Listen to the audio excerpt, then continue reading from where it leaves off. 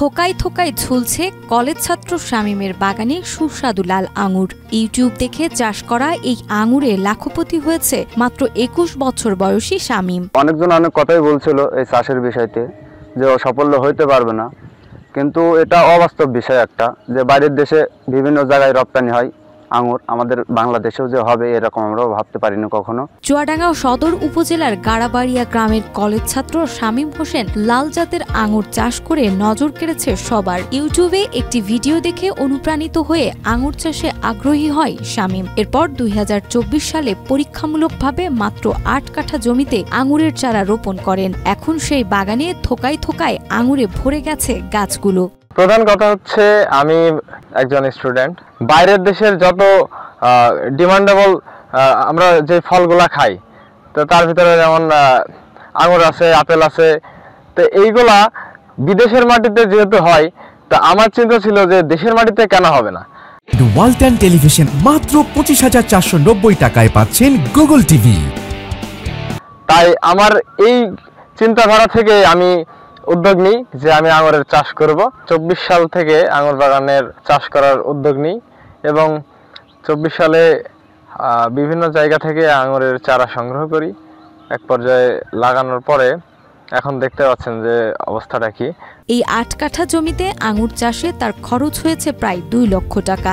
এর মধ্যে তিনি প্রায় ১ লক্ষ টাকার আঙুর বিক্রি করেছেন এবং আশাবাদী আরও ৩ লক্ষ টাকার আঙুর বিক্রি করতে পারবেন। ইতোমধ্যেই বাগানের পরিসর বাড়িয়ে ২.৫ বিঘা জমিতে ছড়িয়েছে আঙুর চাষ।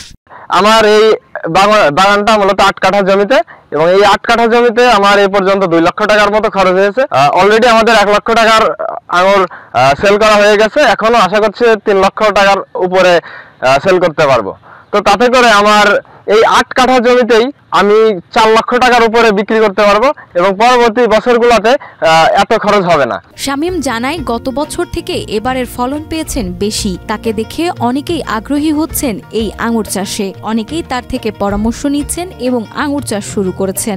যদি ঘরে ঘরে এভাবে কৃষি উদ্যোক্তা তৈরি হয়, তাহলে আর বিদেশ থেকে আঙুর আমদানি করতে হবে না। চিন্তা ভাবনা আছে ভবিষ্যতে আমি বাংলাদেশে প্রত্যেকটা ঘরে ঘরে আঙুর চাষ করার, প্রত্যেকটা চাষিদের কাছে পৌঁছে দেওয়ার চিন্তা ভাবনা আছে।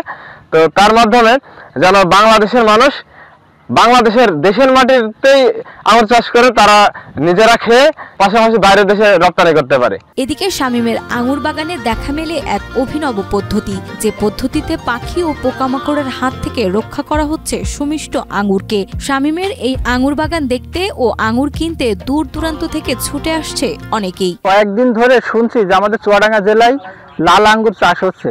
তো আসলে এই যে বিদেশি ফল আমাদের দেশে কিভাবে হচ্ছে, এটা বাগানে না আসলে দেখতে পারতাম না। এবং এই ফলটা যে বিদেশি ফলের সাথে যে আমাদের বাংলাদেশের ফল যদি পার্থক্য করা যায়, এর কোনো কমতি নাই, দুইটাই সেম। এবং এটা যে দেশের জন্য কতখানি উপকারী, এটা মানুষ কল্পনাও করতে পারবে না। এই যে আঙ্গুর বাগান দেখতে এসেছি, বিদেশি ফল আমাদের দেশের মাটিতে যে চাষ করা সম্ভব, দেখতে খুব ভালো লাগছে। আঙুরটাও খেলাম, আঙুরটা খুব সুস্বাদু। তবে এই সাফল্যের পরেও শামীম আক্ষেপ করে বলেন, এখনো কৃষি অধিদপ্তর থেকে কোনো সহযোগিতাই পাননি তিনি। শামীম সহ স্থানীয়রা মনে করেন, কৃষি অধিদপ্তর যদি তার পাশে দাঁড়ায়, তাহলে ভবিষ্যতে আরো বড় পরিসরে এই চাষ পরিচালনা করতে পারবে শামীম। আমি এখনো পর্যন্ত কৃষি সম্প্রসারণ অধিদপ্তর থেকে কোনো প্রকার সুযোগ সুবিধা পাইনি। যদি পেতাম তাহলে আমার চিন্তা ভাবনা ছিল আরো বেশি কিছু নতুন নতুন চাষ নিয়ে আসার। সবাই মিলে একটু সাপোর্ট দেয়, তাহলে পরে দেখা যাচ্ছে সে আরো বিভিন্ন আইটেমের দেখা যাচ্ছে চাষগুলো করতে পারে, বিভিন্ন ফলের আইটেমগুলো। শামীমের মতো তরুণদের হাত ধরে সমৃদ্ধ হোক বাংলাদেশের কৃষি, অর্থনীতিতে নতুন মাত্রা যোগ হোক, এমনটাই প্রত্যাশা সকলের। নাজমা, মাই টিভি।